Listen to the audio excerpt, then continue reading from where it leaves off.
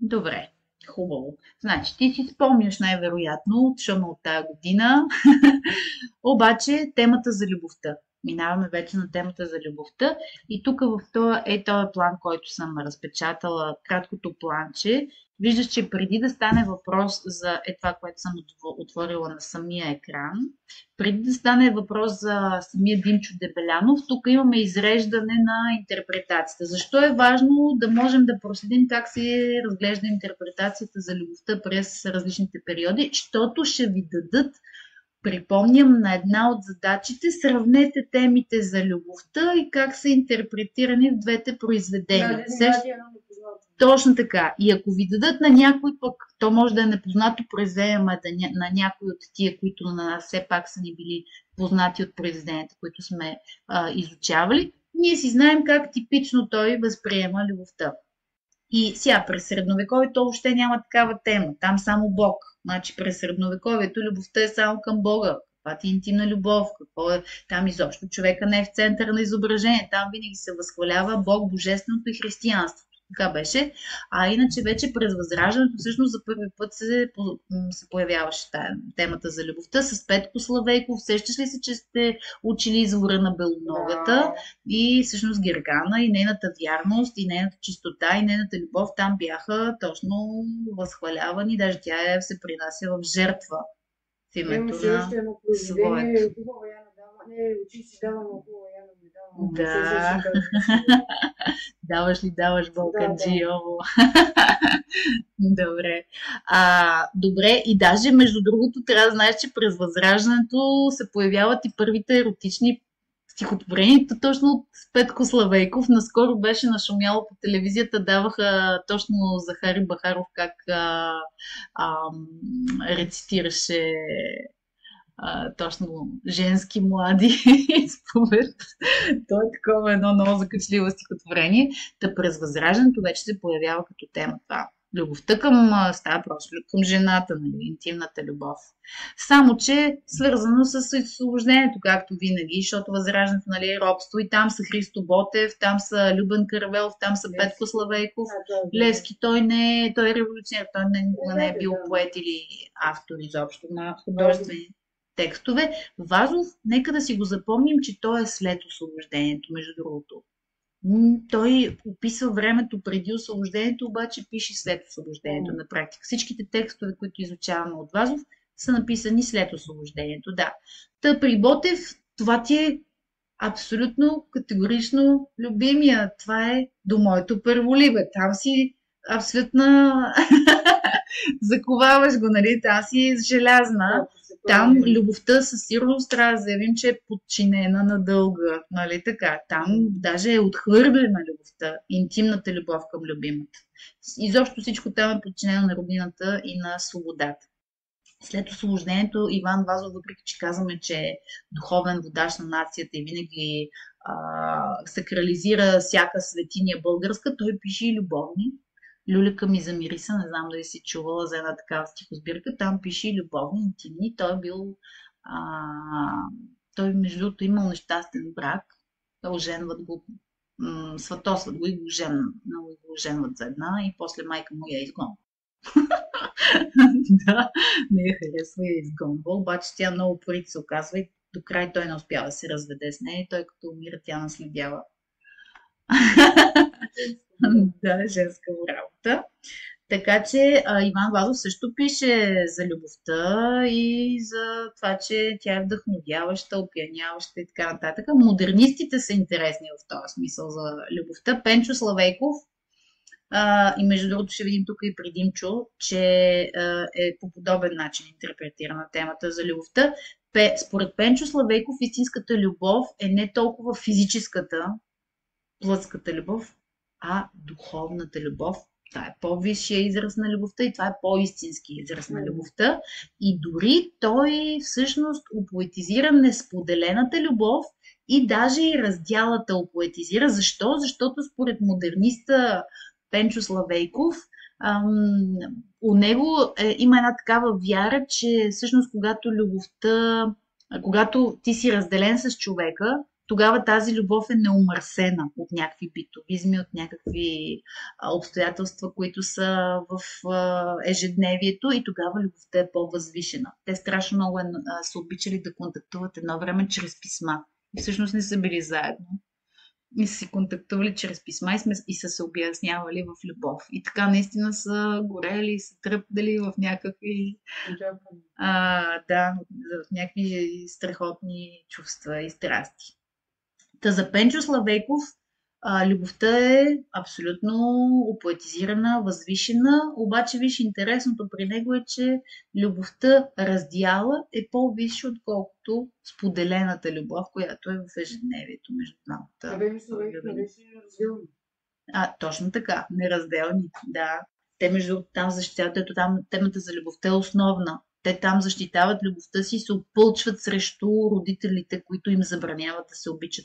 И казваме, че въпреки, че звучи като народна песен, там има много модерни теми, защото по това време в началото на 20 век все още си трябва да изпълняваш заповедите на родителя. Като кажат, ти изпълняваш. И изведнъж той застава и казва, човек има право на избор. Той трябва да избира кого да обича. И това е вече модерно. В днешно време може да се струва смешно, защото имаме свобода, обаче тогава това е било изключително скандално. Не може, нямаш право. Така, след това символистите и между другото жалко, че вече не учите Ралица, поемата Ралица, не знам дали си попадала някога на нея. Тя е много интересна поема, защото там точно е изразена неговата позиция спрямо любовта. Това е една история, то е лироепическо, има история в него. Тя има споделена любов със своя любим Иво, обаче един трети мъж е влюбен в нея. Да, точно така. Убива Иво от ревност, защото иска да я притежава. И Стоичко Влаха, и тя накрая всъщност не е сломена, а напротив тя ражда дете от своя любим, от своя мъж. И всъщност в края на стихотворението цялото послание, което се носи е, че човек има силата да преодолее смъртта и любовта се запазва чрез следващия живот. Тя вижда в очичките на детенцето си очите на своя любим. Така че това е супер позитивно, нали? И сега ще видим, че основната разлика с Дебелянов, между Дебелянов и Пенчо Славейков е именно, че при Пенчо Славейков винаги има един оптимизъм, че човека може да преодолее, има духовната сила да преодолее всички тези трудности, злини, които ни връхлитат. Докато при Димчо, абсолютно, да, те са елегии, там обречеността е тотална и човека е напълно безпомощен и безсилен и няма никаква воля да се справи с всички тия предизвикателства и трудности. Това е основната разлика. Нали? И всъщност при символистите и при Пейо Яворов и при Димчо Дебелянов са много подобни интерпретациите, като между другото, сега ще кажем и за Димчо, те и двамата ти вече си взела две души. Не знам дали си спомняш две хубави очи в 10-ти клас, за какво ставаше въпрос, но раздвоението е типична характерна черта и на двамата. И на Димчо, и на Яворов. Какво значи раздвоение? Раздвоение имаме и по отношение на любимата. Защо? Ами от една страна те купнеят за любимата, защото тя ще ги спаси от отчаянието, нали, ще ги спаси от самотата. От друга страна, те бягат като от огън, защото смятат, че любимата е демонично същество, което ще ги вкара в капана на греха. Така че имаме наистина голямо раздвоение. По отношение на самата жена, виждате я или като свято създание, някакъв ангел, или като демон, който ги изкушава към плътски разни греховности. Нали? Така че и при двамата го има това раздвояване в възприятията. И вече нататък реалистите, те със сигурност утвърждават реалисти, кои бяха Елин Пелин и Йордан Йовков. Те утвърждават темата за любовта със сигурност, като Елин Пелин даже говори точно и за плътската любов, като за нещо естествено и нормално, като част от живота, защото чрез нея ние продължаваме живота в крайна сметка, поколенията, така продължава живота, т.е. това е нещо свещено съответно. А Йовко пък той е много специфичен. Не знам дали си спомняш Албена от Да, където 10-ти. май Да, убиваше мъжа си. Обаче го точно. беше заради Любовника приятели. й убиваше мъжа Да, й, да, любовника му. защото те двамата се обичат с него. И вижте, това е точно идеята за любовта, която може да бъде и гибелна сила. Тоест, тя може да те накара да правиш нещо изключително грешно, да извършиш смъртен грях, да убиеш човек заради любовта. Много мощна сила е любовта. От друга страна, жалко, че вие вече научите Шибил. Не знам дали си чувала за Чувала съм Шибил. го. Всъщност това е един разбойник, който се влюбва и се променя тотално. Той е всъщност от престъпник, който убива редица хора, ограбва, краде. Той е разбойник като Робин Худ, ограбва хората, убива ги на място и прибира всички съкровища за себе си. Да. И в един момент среща случайно една жена, която така му завърта акъла, че той всъщност престава да иска да е разбойник и единственото, което иска е да се събере с нея. Тя също го обиква, обаче бащата на момичето му прави капан, засада, привиква го, че ще му я даде за жена и го застрелват долу в Мегдана, защото той е издирван престъпник от властта. Нали? Всичкото това се развива през турско време. Та тук виждаме пък в този разказ на Йовков как любовта тотално е способна да те преобрази, да те превърне от престъпник в светец, в Сидони чист. Йовков ли? Да, на Йордан Йовков е. Много хубав разказ. Изучаваше се едно време по задължителна програма. Сега вече не се учи. Но в тия два разказа се показва наистина разноликостта на любовта. Тя може да е гибелна, но може и да е възраждаща любовта. Така че Йовков, той е много... А, при него има много дълбок психологизъм и винаги разглежда любовта обаче като нещо изключително мощно, от изключително мощна сила и винаги любовта е свързана с красотата. Който е влюбен, той е красив. Винаги красотата там е много важна. А след Втората световна война там са тези вече белетристите. Белетристи значи повествователи, между другото. Димитър Димов, Димитър Талев и Емилиан Станев. И тримата Димитър Димов беше писал Тютюн. Сещаш ли се Да, за е Тютюн? много добре. Браво, чудесно. Димитър Талев пък пише Железния светилник, Емилиан Станев съвсем наскоро говорихме за Крадеца на Праскови, нали? И тримата навързват темата за любовта с историческите закономерности. Тоест, любовта зависи от времето, в което живееш. Няма как. Примерно, както в Крадеца на Праскови. Тя там е невъзможна. Защо? Защото цари омраза, разделение между хората. И колкото и да се опитваш ти да оцелееш със своята любов, това е невъзможно. На практика това е посланието, което се оказва в края на краищата. Едно такова трагическо послание. Точно така. Любовта е обречена в едно такова страшно време на омраза и разединение. Димитър Димов пък пишеше Тютюн, там също беше гибел на любовта. Защо? Защото отново е в много смутно, много драматично време. Това е точно времето на огромната пропаст между класите, нали така, точно преди да дойде комунизма и всъщност самите герои бяха обсебени от разни много такива материалистични гибелни страсти да бъдат на върха на властта. И това нещо ги унищожи тях, ако се сещаш. Да. Така че... Ами Ирина и Борис Морев се казваха. И той стана. И обаче е напълно безнравствен. Точно така. Ирина пък тя беше изключително симпатична, обаче тя стана лекарка, точно така, браво. Обаче в един момент тя започна да се изменя любовниците. Тя се ожени за него в крайна сметка. Постигна, имаше много пари в един момент. Обаче загуби човещината си в един момент тя. Започна да се сменя любовници, стана цинична и тя като него. И в крайна сметка тази любов тотално беше унищожена. Нали? Тя се самоубива най-накрая, защото просто вече не може да... Всичко е все едно. Да, не може да издържа. А Борис Морев умира от малария, от треска. Това е точно болест, която е свързана с разкапването на тялото. Тоест, това е пак метафора на деградацията на героите.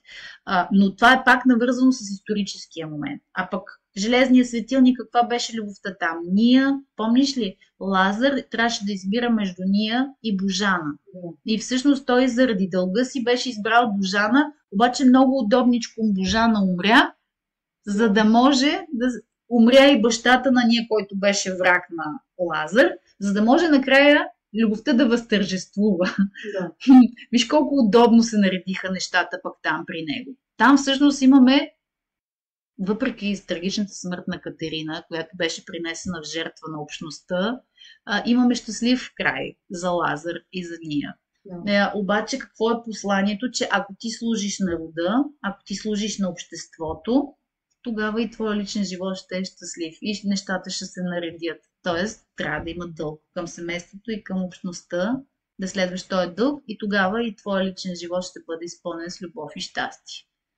Това е. Докато Катерина наруши там, тя не се интересуваше от мнението на другите, тя се отдаде на своята любов.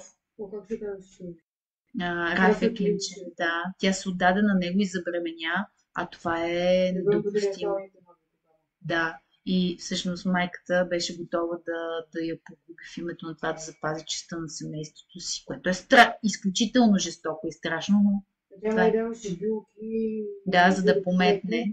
Но тя знаеше риска, защото циганката я предупреди. Туркиня беше, тя извинява. Туркиня беше тази, която й продава билката, но я предупреждава, че в такава напреднала бременност е опасно за живота на жената. Тя въпреки това й даде билките. Точно така. Да. Така че тази любов, която е в нарушение, виж, тя е осъдена на обречност. Точно така. И тя буквално умира. Тя е принесена в жертва. Да, вече да си минем на самия Димчо Дебелянов. Димчо Дебелянов, като стане въпрос за него, ти трябва да си абсолютно веднага да си представиш какъв беше Димчо. Димчо беше символист. Нали така? И това, което трябва да изкоментираш в евентуален увод, е, че той принадлежи на направлението символизъм и съответно спазва всичките тези норми, които са свързани с създаването на поезия. Нали така? Между другото, Димчо е много, наистина той е трагичен с това, че той приживе изобщо не е признат. Той няма приживе нито една книга издадена. Изобщо никой не го зачита приживе. Чак когато умира, хората разбират какви прекрасни стихове пише той и даже твърдим, че той създава истински шедьоври на символизма. Той създава най-ярките шедьоври на символистическото направление. Не Яворов, той. Защото при Яворов е много индивидуално там. Той хем е символист, хем обаче е типично яворовски тип. Там има един жесток драматизъм, дето той не живее, а гори, докато символистите типично те са примирени. Докато Яворов не е примирен. Той сякаш вътрешно се бунтува срещу злото и несправедливостите в света. Това е основната разлика между двамата. Така, Димчо, като остане въпрос за Димчо, кои са основните черти на символизма, които той категорично интерпретира и в своите произведения? Знаеш за символистите мечта и действителност. Тотално разминаване. Нали така? Имат купнеж, стремеж към щастие, към хармония и абсолютна невъзможност да бъде постигнато това щастие и покой. Нали? Това са типичните. И казваме за символиста Дебелянов, че причината да има такава драматичност, трагизъм в неговото битие е точно модернизирането на живота. В това отношение той си приличаше с Елин Пелин, между другото. Не знам дали си спомняш героците. Обаче Димчо Дебелянов живее точно по това време, началото на 20 век. Какво значи модернизиране на живота? Ами живота се премества от патриархалния свят на село към града. Нали така? И всъщност това е свързано с промяна на ценностите. Как изживяваше Димчо? Помниш ли от 10-ти клас да се завърнеш в бащината къща, когато вечерта смирено гасне? Значи той мечта да се завърне в бащиния дом. Това е един, така да се каже, блуден син, който е напуснал патриархалния свят. Защо го е напуснал? Защото той е интелектуалец, който иска да се развива, да се разширява, да постигне някакво себепознание. Напускаш ти бащиния дом и отиваш в широкия свят, за да опознаваш света, за да опознаваш и себе си. Обаче какво се оказва? Че този свят е изпълнен с множество несправедливост, с злини, с студенина, с отчужденост. Изобщо се превръща този свят в олицетворение на злото. И всъщност индивида започва да страда, само че осъзнава, че завръщането е невъзможно вече. Защо? Защото той вече не е същия. Той вече е изгубил ценностите си. И този купнеж по завръщане към ценностите и към миналото става един невъзможен блян.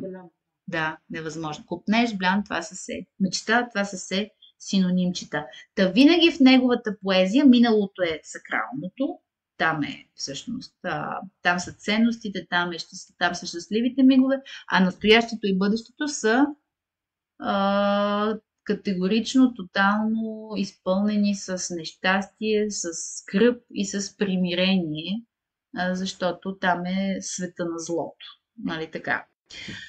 Добре, нататък вече, между другото, като кажем Димчо Дебелянов, трябва да се знае, че него го наричаме поет на града. Защо? Защото винаги той описва градски пространства. Като чуеш урбанистични пространства, това значи градски. Урбан. Затова урбанистични пространства, градски пространства. И другото название, което е страшно характерно за него, самотник сред тълпите.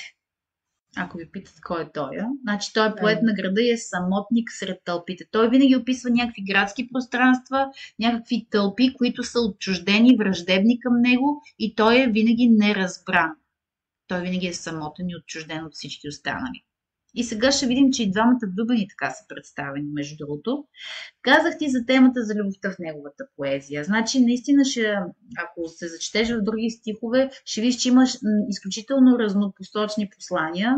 Това е двойствеността, това е раздвоението у Дебеляновия човек. Хем жената е представена като свято, като дете, като невинност, като съвършенство. От друга страна пък е представена в други стихотворения като демон, който изкушава към плътски разни грехове. Затова ти трябва да се отървеш от от нейния капан. Така че и отношението към жената е двойствено, и самия образ на жената е раздвоен, съответно и самата любов има противоположни лица. Да, точно така, двузначна. Добре, и между другото, ако си спомним от това да се завърнеш бащината къща, любовта не е само към любимата. В неговите стихове, те повечето са елегии, имаше любов към майката, любов към родния дом, нали така? И даже в последните си стихове, вече когато е на фронта, той изцяло си променя светоусещането и започва да изпитва любов и към земята, към родината. Това лирическо аз, което е толкова характерно за символистите. Те, нали, винаги са отчуждени, винаги вътрешния си свят описват чувствата си, изведнъж се превръща в лирическото ние, което пък е тотално различно от символистите, защото той на фронта наистина преживява. Представи си, ти си на война, той наистина губи живота си там. Той там е убит на фронта и не успява да издаде нищо. Но това си мислят самите изследователи. Какво ли щеше да стане, каква ли трансформация в поезията му щеше да стане, ако беше оцелял, защото той там бележи огромна промяна, защото започва да се възприема като един от всички от полка, те заедно се защитават един друг, изобщо съвсем по различен начин вече започва да разсъждава и даже изследователите му, понеже са му намерили в трудба 6 стихотворения, които и до ден днешен пазим ги изучаваме, там звучи по съвсем различен начин вече неговия глас. Какво ще я да кажа? Да, че вече той в тези стихове се усеща вече един мир, една хармония, една любов към земята, а до сега беше все отчуждение, студенина към всички. Тук вече той започва да изпитва любов към майката земя. Така че наистина голяма промяна там, на фронта. И сега самото стихотворение вече, аз искам да те помня все така. Значи тия неща, дето е в списание Смях през 1913, това не са неща, които ти си задължена да знаеш. Това, че нали, историята му там с какво е свързана, то първоначално е излязло с заглавие Елегия, обаче е имало и посвещение. Самото стихотворение. Да, е тук на звънче, на зв. И той наистина е имал такава любима. Мария Василева се е казвала, звънчето, с която е имал връзка, 3 години връзка, но всъщност истинската история, действителната е по-различна. Всъщност той прекъсва връзката си с нея, знаеш що? Защото тя му изпраща едно писмо, и казах, че едно време се по погрешка. На един ухажор друг.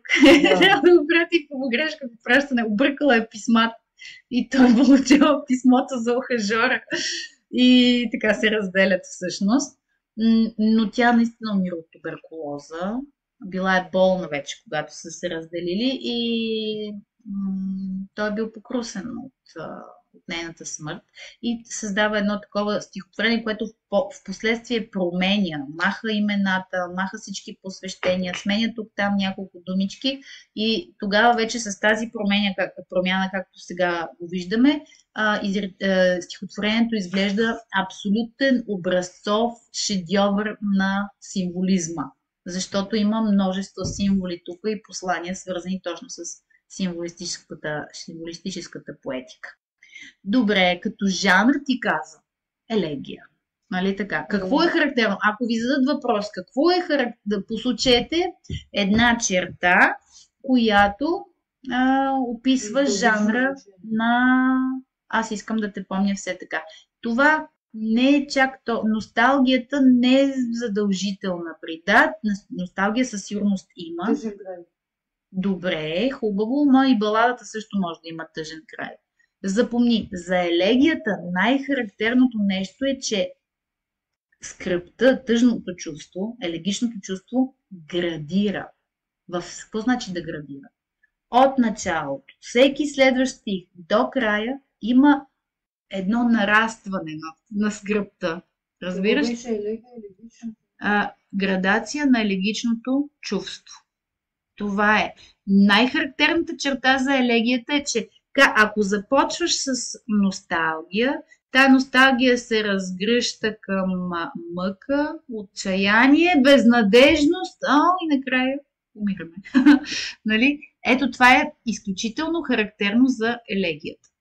Градация на елегичното чувство. Вместо елегично чувство може да кажеш градация на скръбта, градация на мъката. Те са все синоними. Нали така? Скръб, мъка, жалост, всичките тия тъжни чувства. Така че това си е елегия. И точно чрез това скръбно чувство на практика се внушава и невъзможната любов, което е една основна тема. Освен това, ние можем да кажем, че той е под формата на скръбна изповед, обаче като жанр питат и си категорична елегия. И защо елегия? Имаме градация на скръбното чувство. Сега, понеже е символист, абсолютно образцова структура и композиция имаме. Какво имам предвид? Значи това са 3 строфи. Дай да си го видим вече. Стихотворението с 3 строфи от по 8 стихчета, да не се чудиш като чуеш октава. Октава, окта, значи 8. 8 стиха, такива измисля сложни думички.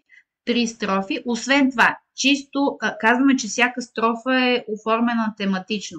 Ако се вгледаме в първата строфа, ще видим, че тя е монолог на лирическия говорител, на лирическия аз. Нали така? Цялата първа строфа е монолога на лирическия говорител и това като изповед, като слово, описва на практика последните мигове на тая духовна близост между влюбените, преди да бъдат разделени от кое? От смъртта. Никъде тук не присъства образа на смъртта, обаче ще видим тя с главна буква, как е написано. Втората строфичка пък е диалог вече. Докато първата строфа е монолог и представя последните мигове на близост, втората строфа вече е, виж, диалог, който даже много ярка антитеза и контраст присъства в тая втора строфа. Имаме репликата, пряката реч на любимата. Да, пряката реч на любимата е маркирана в кавички, този отговор, о, морна, морна, това вече е отговора на самия лирически аз. Тоест, това са две реплики. Тя изразява своето отчаяние и безпомощност, а той пък в отговор се опитва да даде утеха и кураж. Тоест, като внушение би трябвало двете реплики да са контрастни, като чувство. Нали така? Само, че ще се окаже, че той въобще не е убеден в тая утеха, която той дава на нея. Нали? Самият той не вярва в собствените си думи. Това ще се окаже. И третата строфичка, всъщност, това е дълбоко психологизираното състояние на пълна безпомощност и отчаяние. Ами трета строфа може да запишеш дълбоко психологическо предаване на състояние на безнадежност. И там и трагичната развръзка. Предаване на състоянието на безнадежност. Състояние на безнадежност. Понеже, нали ти казах, Ники, всъщност то елегичното чувство расте. Има градация. Градация значеше нарастване. И третата строфа, понеже е последната, там наистина то вече тая безнадежност ескалира. Да. Така. Добре, отделно пък ти виждаш как съм маркирала тук първия и последния стих. Много ясно, дори чисто визуално, виждаш, че е образувана, как се наричаше това? рамка. Композиционна рамка. Точно така. Това е композиционна рамка, с която е въведен и мотива за спомена, да те помня. Сега ще го коментираме, ще почнем и ще си го изговорим цялото стихотворение, как го анализираме. Но тук е образувана една композиционна рамка, точно така, чрез която всъщност се постига и основното внушение на цялото стихотворение, защото, хайде, почваме си го, аз искам да те помня все така. Мотива за спомена е тук, да. Това, между другото, играе роля и на заглавие, защото виждаме, че няма заглавие, не случайно. Зависи как го написа. Какво написа? Композиционна рамка. Композиционна рамка. Ама първо, преди композиционната рамка, какво написа? Сложих кръгче на първото и на последното и така. Да, няма изречение. Добре. В такъв случай мотивът за спомена. Да, за него. Добре. Ако е без изречение, го пишеш с пълен член. Ако е в изречение, тогава преценяваме дали е пълен или кратък. Щом нямаш изречение, значи не е важно. Добре. И сега, как интерпретираме аз искам да те помня все така? Това е заглавието и всяка една думичка хващаме, за да кажем, казахме помня, глагола помня, въвежда моментално мотива за спомена. Всъщност спомена ще се окаже именно убежището на любовта, нали така? Спомена е много важен мотив, който постоянно ти казах, че присъства в поезията на Дебелянов. Той винаги си спомня за святите неща, нали? И в случая си спомня и за любовта. И виж колко е интересна позиция във времето. Това стихче, аз искам да те помня все така, сякаш автоматично ни отпраща към бъдещето. Когато той ще си спомня за настоящия момент като нещо минало. Разбираш ли какво имам предвид?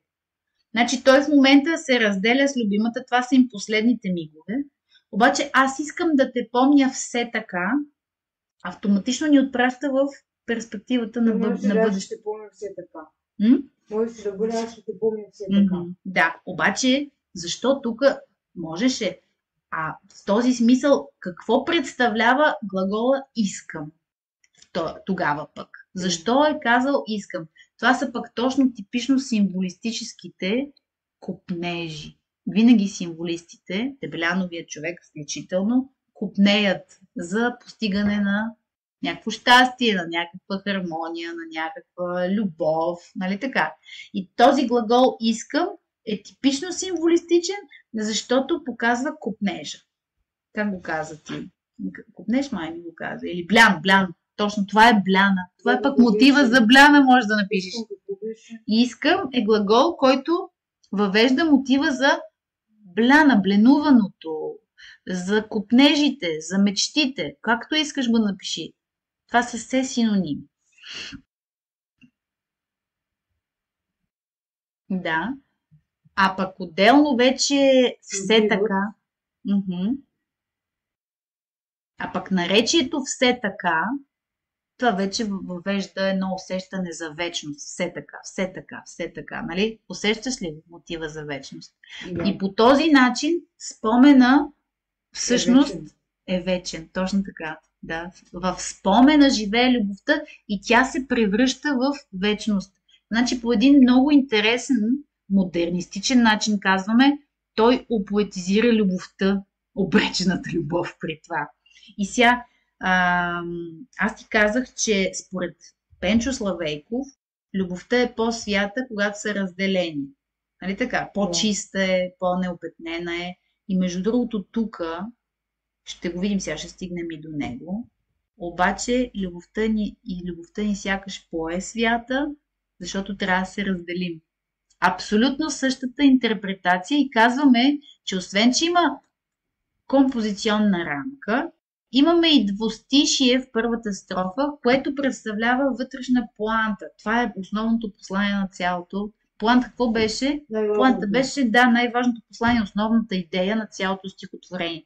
Тук идеята, точно посланието, което се внушава с тая поанта е едновременно трагичност на обречената любов, едновременно и възвишеност и святост и същевременно опоетизиране на любовта. Нали? Това е, виж колко интересно двояко отношение. Хем възвишеност, хем трагичност.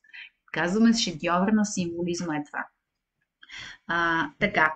И всъщност с тая поанта ние може да си обясним вече и този парадокс. Защо той казва, аз искам да те помня все така? Как? Ами бездомна, безнадежна и унила. Ама че работа. Как? Що за хубав спомен е това? Обаче на практика, ако се замислим в неговите модернистични там визии, всъщност това е точно мига преди раздялата, докато тя още е жива. Разбираш ли? Защото раздялата заради кого е? За смъртта. И тогава всъщност се оказва, хем ще е по-свят, хем любовта в момента на раздялата е по-свята, хем това е точно мига, в който те все още са заедно. Разбираш ли? Е бездомна? Ами, виж сега, бездомна, това сега типично символистически, това са точно символите на символистите. Сега ще видим бездомна, безнадежна и унила. Бездомна, те са безприютни, бездомни.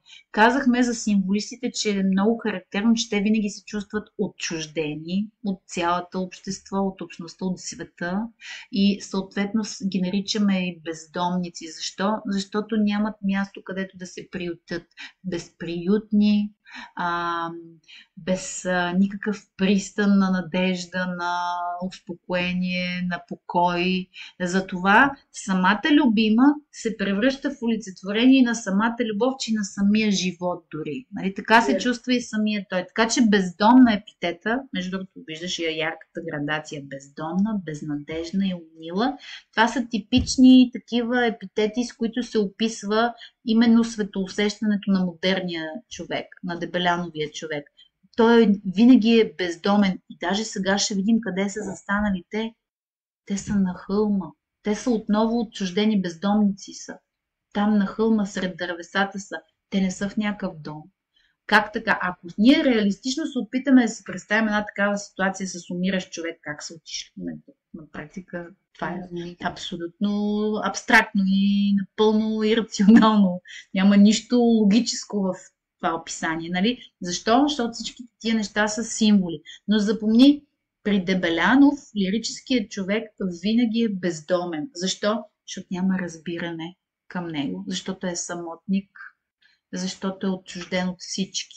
Съответно, щом си отчужден от всички, няма разбиране и си самотен, ти на практика си бездомен, ти няма къде да се денеш.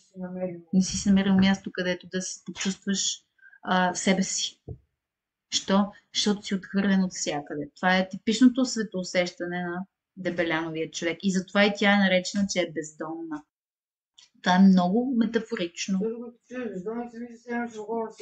Да, да, но това е чиста метафора и то даже няма да го наричаме толкова метафорично, колкото това са типичните символи на символистите. Постоянно присъстващи образи с символите им, нали? Бездомността е равнозначно на неразбрани, самотни, отчуждени, отхвърлени. Да, безнадежна и унила. Даже усещаш ли как има струпване на съгласни, алитерацията? Аз искам да те помня все така, бездомна, безнадежна и унила. В ръка ми вплела пламнала ръка и до сърце ми скръбен лик склонила. Усещаш ли колко много и Р, и С, и идея с основните точно. Да. Същевременно обаче, виж, бездомна, безнадежна и унила, обясних ти този парадокс. Как го обясняваме? По един модернистичен начин. Същевременно обаче много романтично и в един свят ореол е описана тяхната споделеност, това нещастие. Със сигурност виждаме нещастие, но същевременно виждаме и една споделена любов. Виж, в ръка ми вплела. Пламнала ръка. Пламнала ръка, какво е това? Любов. Нали така? И до сърце ми скръбен лик склонила. Тоест виждаме една взаимност. Точно така, виждаме едно взаимно изживяване, една споделеност, но същевременно и напрегнатото там психологическо състояние го има, защото бездомна, безнадежна и унила, пише тук. След това вече виж го самия хронотоп, между другото хронотоп, какво значи хронотоп? Време, пространство, да. И между другото, не знам дали си обърнала внимание, обаче хронотоп казваме за поезията, защото там то няма случка, те са смесени нещата. Хронотоп, използваме думичката хронотоп в поезията за лирическите произведения, докато когато става въпрос за епически романи, разкази, повести, тогава казваме отделно време, отделно пространство, защото там има много по-разгърната история и няма как да ги смесим двете неща, докато тук някакси се преливат двете. И виж сега, аз ти казах, тук ярко различаваме в хронотопа времето позицията на бъдещето и сега настоящето, което ще се превърне в минало един ден. Настоящето е описано като драматично, трагично даже, откровено трагично е, но в бъдещето то вече ще бъде, ще предизвиква сладостно усещане. Нали? Защо? Защото ти си тогава още в прекрътка с любимата. Нали, разбираш? Въпреки, че тя е умираща, вие все още сте заедно и споделяте любовта си. Нали? И сега, какво съм ти маркирала тук? Градът и на хълма. Виждаш ли ги двете пространства? Много ярко противопоставени са. Предупредихте, че той е поет на града. И винаги пространството на града е там някъде в неговите стихове. И запомни, пространството на града при Дебелянов е олицетворение на злото. Винаги. Града винаги е пространство на злото. Защо? Защото там са хората, които не го разбират. Това е враждебното, там е злото, което постоянно поставя капани. Пространство на злото, да. И виж сега как е описан. И затова те са извън града. Сякаш се опитват да се спасят от пространството на злото. Да, между другото, забелязваш ли как пространствено е горе и долу? Щом те са горе на хълма, това е горното пространство, това е възвишеното пространство, където е любовта. Там е и природата, точно така. А сякаш то не е казано, а сякаш града е под тях, нали? Защото ние усещаме. Да, хълма обикновено е нагоре. Да. И виж сега, как интересно използвал е и за града, и за хълма, където са влюбените, един и същи глагол, който обаче същевременно получава отново едно двойствено тръпнета. Градът тръпне в мътен дим. Какво си представяме тук? Напрежение, със сигурност напрежение. Освен това, сякаш е враждебен към тях, нали? Такъв потръпва срещу тях. Опасен, да, чудесно. А мътният дим, на какво намеква? Браво, чудесно. Това е безперспективността. Няма изход от среща. Няма перспектива. Това е безизходицата точно. Да, това е точно безизходицата. А те са горе на хълма и там са дървесата. Те тръпнат. И виж сега, Природата, типично символистически, това дървесата са природата. Казваме, че тук природата по много интересен начин е представена. Тя хем е душевен пейзаж, защото е все едно отражение на техните чувства. Все едно те тръпнат в унисон с тяхната любов. Същевременно обаче тия изтръпнали небеса са един символ. Значи имаме и природата е и като душевен пейзаж, и като чисто символистически послания. Значи, този глагол тръпнат от една страна може да е с позитивно. Виж каква двойственост. Между другото, припомням ти, че символизма е модернистична поезия и това е поезия на намеците. Тоест, нищо не ни е казано твърде ясно. Точно, да, но там е прекалено. Да, тук поне. Но виж колко обобщени образи имаме. Конкретността е напълно изчистена, всичките са обобщени и по този начин се превръщат в едни екзистенциални послания и ти можеш наистина двояко да си ги разтълкуваш. Та в този смисъл, ние от една страна може да кажем, че природата отразява техните душевни преживявания и те тръпнат в унисон с любовта. От друга страна обаче, чисто символистично, сякаш има наистина едно безпокойство, ти каза, една тревожност и същевременно тая тревожност и безпокойство намеква за обречеността на тая среща. Нали така? И ти казах, следващите две стихчета са последните и това на практика е поантата. Още тук в първата строфа е заявено основното послание. И именно за това казахме, даже може да се върнем към първия стих, да заявим, че той точно за това иска да я помни точно в този миг. Все така, бездомна, безнадежна и умила. Да, това е най-чистия момент на раздялата, защото тогава любовта... Точно така, тук любовта е най-възвишена, най-искрена и най-силна. Защото, нали знаеш, когато се разделяш, оценяваш най-дълбоко, да, какво си имал. Затова любовта тогава и според Пенчо Славейков и тук също е най-истинска и силна. В мига на раздялата, когато ти вече истински осъзнаваш. Естествено, че той е символист, има подчертан интерес към страданието, съответно любимата е точно в мига на страдание, така че това е чисто символистическо послание за това е естетизация на страданието. Нали? Какво значи естетизация? Страданието е представено като нещо подчертано, възвишено и красиво. Тоест имаме и трагичността, имаме и възвишеността. И продължаваме нататък да видим какво се случва. Втората строфа беше диалог между двамата влюбени. Какво казва тя? Взори ще тръгна, т.е. виж, появява се мотива за пътя. Тя ще тръгва. Това е раздялата. Мотива за пътя го имаме в множество произведения. Така. И в множеството произведения този мотив за пътя е интерпретиран по хиляди различни начини. Нали така? Там беше, между другото, като каза Андрешко, може да намерим нещо общо, защото там пътя беше пак какво? Безнадежност, обреченост. Нали? Само, че там беше в социалните отношения, докато тук е любовта. Но отново трябва да заявим, че мотива за пътя е свързан с обреченост, с смърт. Това е конкретно пътя към смъртта.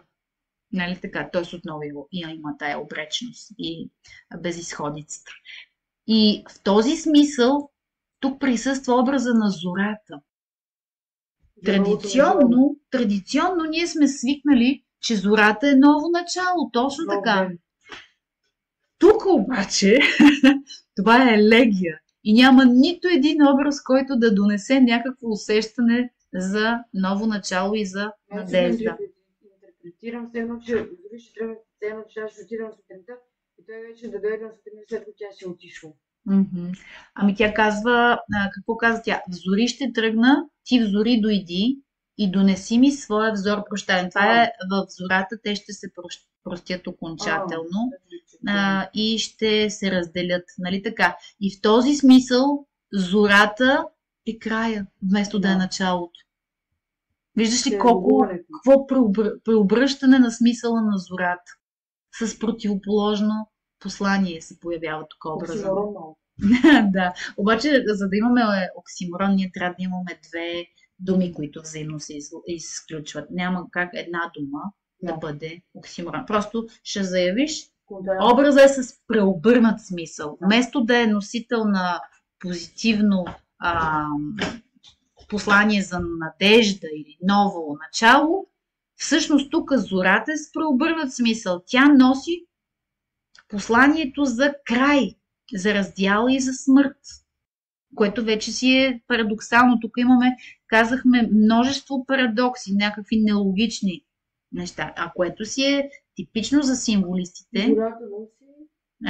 Зората носи послание за край, за смърт и раздяла. Да. Обаче нейният зов за какво е? Да, тя е примирена, тя е отчаяна, видяхме я, безнадежна, унила, но го моли да дойде. Защо? За да си припомни тя неговия верен и печален образ. Тоест, това е молба за вярност в любовта. Нали? Тя го моли да се сбогуват и на сбогуване тя да запомни неговия образ. И той в този смисъл, като лирически субект, се саморазкрива като наистина верен до край. Нали? До краен предел е верен на чувството, че даже бихме казали... Да, и даже бихме казали, аз искам да те помня все така, това е във вечността вярност. Това не е само до смъртта вярност, щом ще я помни все така, това е вечна вярност. Нали? Така че имай предвид, Ники, когато казваме за... Аз искам да те помня все така, ние казваме това е стихотворение за обречената любов, но същевременно ние винаги заявяваме, че това е едно от най-красивите любовни стихотворения в българската поезия, което възвеличава любовта на практика. И то по един много странен, модернистичен начин. Та в нейните думи виждаме отново мотива за смъртта, за края и за раздялата и виждаме и темата за верността. Нали така? Тя моли, същевременно търси подкрепа от него, тъй като тя е абсолютно отчаяна. И какво ще казва? Те ще се разделят в часа, когато тя ще победи. Не случайно, типично по символистически, между другото, в този дух, в символистическия дух, няма я думата смърт. Казах ти, той е редактирал стихотворението си, преди е присъствал думичката смърт. Тук обаче е написано тя с главна буква. Това е точно подсъзнателният страх от смъртта. Ти не смееш да назовеш смъртта с нейното име, но същевременно пък е написал тя с главна буква. По този начин, какво показва? Подсказва, да, че това е смъртта и същевременно като че ли в един страх отдава почет на всесилието й, защото е написана с главна буква с едно. Тя е господарката, смъртта, нали? Е така. Да, тя дърпа конците на всичко. Да, така че в този смисъл тук се появява вече и смъртта умишлено неназована, защото по този начин се постига послание за страх, безпомощност и същевременно признание на нейната сила. Нали така? Добре, и после вече той в контраст и антитеза би трябвало да я утеши, да й вдъхне кураж и да й даде сила и надежда за спасение. Обаче, как се обръща към нея? О, морна, морна! Виж колко интересно собствено име. Чувала ли си такова име? Не. Това е типичен символ. Откъде на къде е морна, морна? Защо е избрал точно думата морна, морна? Казваме, че в тая дума, т.е. с главна буква, т.е. това значи, че се едно нещо като собствено име, но същевременно ние много добре знаем, че такова собствено име малко трудно можем да открием. От кой корен проистича? Мор. Какво значи мор? Какво значи мор? Смърт. Освен това, от една страна това е смъртта, от друга страна това е умората. Нали, ние я видяхме горе, че е бездомна, безнадежна, унила. Тя е вече изтощена до предел. Нали така? Така че в това име се съдържа едновременно смисъла на смъртта и смисъла на умората. И това не му стига, ами казва още, освен че я нарича морна, той дава и контекстов синоним на любимата. В буря прекършен злак. Злак, това е стръкче трева. Да. Прекършен обаче. Това е една метафора за прекършения дух, пречупения дух на човек. Тоест, отчаянието и това е предаването. Когато ти се пречупиш, какво значи? Че си се предал. Нямаш духовната сила, нямаш вече коража да се бориш. Ти си вече предаден. Така, това е безсилието, крехкостта на любимата. Нали така? Укрий молбите, т.е. той тук вече вдъхва кораж. Тази молба, която тя му отправя, той и казва да си ги запази, защото все още не е дошъл мига накрая. Точно така. Вярвай. Ето тук мотива за вярата. Пролетта ни, недосънуван сън не ще остане. Значи пролетта. Типично за символистите, това вече си... Точно така. Това вече е класическа интерпретация на символа на пролетта. Това е новото начало. Точно така. И той иска, понеже иска да й вдъхне кораж и заявява, че съня е универсален символ, образ в символистическата поезия. Това е купнежа, бляна. Нали така? Да, обаче точно така, това е мотива за съня. Пак го имаме в страшно много произведения и страшно различни интерпретации. При символистите и модернистите съня какво е? Това е купнеж по щастие. Съответно и по любов, защото любовта носи щастие, нали така? Между другото, Димчо страшно много обича етимологичните фигури. Помниш ли какво беше? Недосънуван сън. Да, недосънуван сън. Това е едно и също коренче, две сродни думички с едно и също коренче на едно и също редче. Това е етимологична фигура. Значи печелиш със сигурност, правиш впечатление. Значи казваш тук, чрез етимологичната фигура се въвежда, чрез етимологичната фигура недосънуван сън се въвежда етимологична фигура. И примерно за доказателство в разсъждението може да кажеш, че чрез етимологичната фигура недосънуван сън се въвежда мотива за бляна и така лирически аз вдъхва кораж, че те ще изживеят земното си щастие, нали така? Той и вдъхва кораж, че няма така да е неизживяно нейното щастие и ти при мене ще се върнеш пак. Сега, мотива за завръщането тук, между другото, виждаме, ще се върнеш. Тоест, в това отношение запомни специално Димчо, а и всички символисти много обичат граничните пространства. Какво значи в случая, кое е гранично пространство между деня и нощта? А в символистичен план това е между живота и смъртта. Разбира се, изключително подчертан интерес имат към граничните и ако се вгледаме в стиховете им, винаги ще видим, че човека е застанал на някакво гранично пространство обикновено това е между живота и смъртта, нали? В някакъв драматичен миг на равносметка. Тук не може да кажем, че раздвоение като в душите. Има категорично и сега ще видим много яркото раздвоение и в своята вяра сам не вярвам аз. Абсолютно! Раздвоението е толкова ярко. Да, точно така. И за това казваме, че трагизма толкова много се засилва. Да. Защото той уж се опитва да я успокои, а всъщност обречеността се вижда от всякъде, защото самия той не вярва в спасението. Така, с тези думи това е един вид последен опит за възкръсване на надеждата, нали, и на вечната любов. И виж, когато той заявява това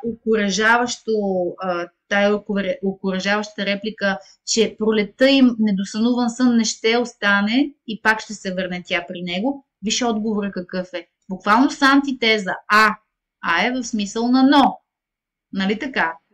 А все по-страшно пада нощ над нас. Какво значи това? Нощта кое е? Обаче всъщност нощта на какво е символ? На смъртта. Точно така, мрака е смъртта. Всъщност отговора кой е? Всъщност света на злото е безпощадно. Това е точно неумолим. Това е вече темата за неумолимата Смъртта е съдба. неизбежна, защото когато И смъртта е тя е неизбежна, неизбежна. винаги следва. Точно така, абсолютно. Щом все по-страшно пада нощ, нощта винаги е универсална метафора на смъртта. Нали така? И на всичкото отгоре не само, че и нощ пада, ами се появява и образа на прилепа. Аз не мога да се да защото не е шума. Чертаят мрежа прилепите в мрака. Универсално прилепа е считан за демонично същество на мрак, защото това е птица на мрака и пие кръв.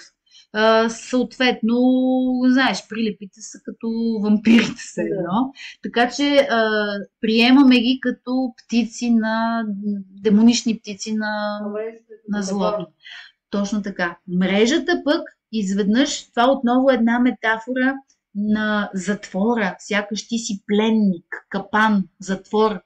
Сякаш живот е един капан. Мрежи си олава в болечки, така. Точно така. Така ние хората сякаш сме уловени в капаните на злото, на света. Виждаш ли? Тоест, всеки един образ се превръща в универсален символ на обречеността на човешкото битие. Тук не говорим само за любов, ами говорим универсално, екзистенциално за обречеността на човешкото битие. Тук посланието, което можем да извлечем от цялото стихотворение, Ники, е, че на практика човека е една беззащитна пионка, марионетка в ръцете на безмилостната и жестока съдба. Съдбата не се интересува от нашите чувства и си играе както си ще с нас и постоянно от всякъде ни дебне мрак и зло. Ето това е светоусещането на модерния човек при Дебелянов. Нали? И съответно и любовта е интерпретирана по същия начин. Така че тук нощта и мрежата на прилепите, това е като два образа, които са метафори на света. Запомни, в това стихотворение имаш три образа, три субекта, така да кажем. Значи това е любимата, това е лирическия аз и това е света. Образа на света или града. Винаги казахме, че той е поет на града, но това е образа на света. И винаги човек е в конфликт със света, защото е неразбран. Конкретно имаме три образа. Любимата, лирическия аз. Да, и света. Света е срещу тях. Те двамата са заедно. Може, естествено. Можеш вместо света да използваш града. Точно така.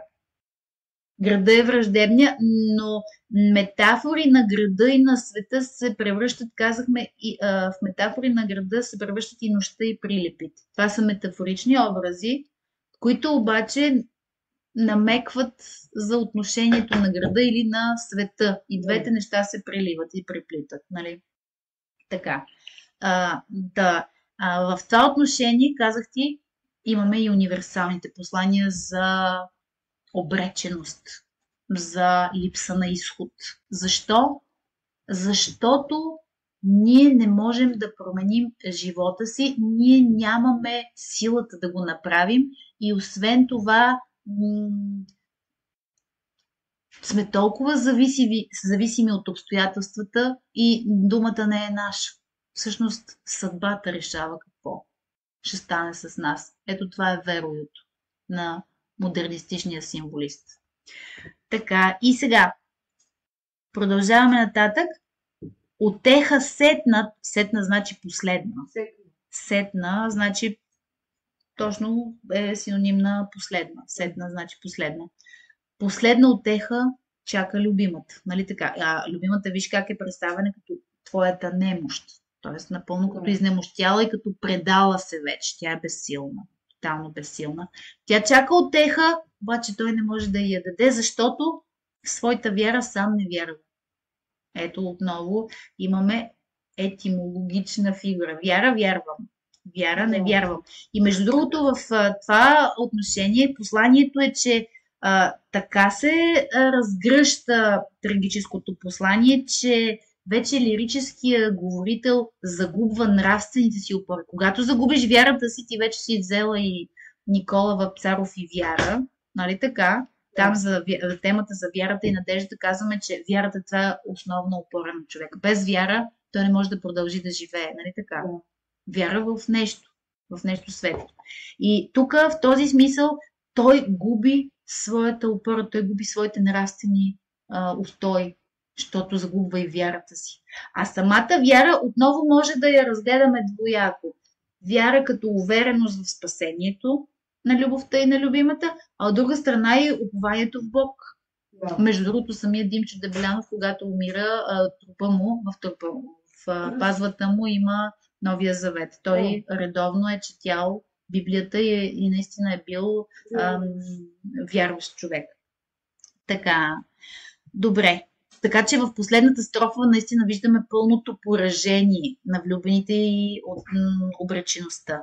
И последно, и ти отпущаш пламнала ръка. Я да те върна горе в третото стихче. Виж, тук е вплела пламналата си ръка, т.е. те се държат здраво, все още има сила. Казваме, че в първата строфа има статичност една. Сякаш купнеш да се отложи мига на раздялата. Една статичност, те са вплели ръцете си един друг, лика, сърцето е там, те изживяват любовта си все пак, въпреки страданието и болестта, нали така. Само, че в последната строфа, като че ли има вече някаква динамика и движение, ама това движение е към смъртта, за жалост. Нали? Това е мотива за пътя. Тя отпуска ръката си. Жеста, този художествен детайл на отпуснатата ръка, какво показва? Да, това показва вече отказа да се бори с каквото и да било. Нали? Това е безпомощността. И тръгваш, ето го.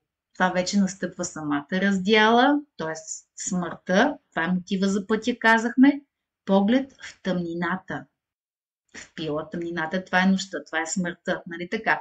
Впила е поглед, защо? Защото е безсилна и отчаяна и даже виж какво пише. Изгубила дори за сълзи сила. Т.е. тя е толкова безпомощна, отчаяна и примирена, че не може вече и да пророни сълзи. Ето това е посланието за примирение човек. Огромна разлика с Пенчо Славейков. Защото там при Пенчо винаги човека има силата да се пребори, докато тук героите ги виждаме напълно пречупени. И същевременно, аз искам да те помня все така с многоточието, апосиопезата, казахме, затваря се кръга и вече ние можем да си обясним този парадокс. Защо пък иска точно така да я помни? Защото това е един свят свещен миг, нали така, на възвишено изживяване на любовта, въпреки трагическото страдание. Да, тя е обречена любовта, но същевременно е изключително точно така. Надежда няма никаква. Надежда всякато поставете. Няма никаква надежда. Напълно безнадежна е ситуацията и това е много характерно за символистите. Обаче има святост на любовта. Нали така? И по този начин, дори с обречената любов, само това ти казвам и те пускам. Даже има още една минута. Да ви склонехте. По този начин, всъщност, сякаш любовта надживява смъртта. Нали? С как? С спомена. Чрез спомена за святата среща. А това е среща, която същевременно е раздяла. Това е трагичността. Добре, хубаво.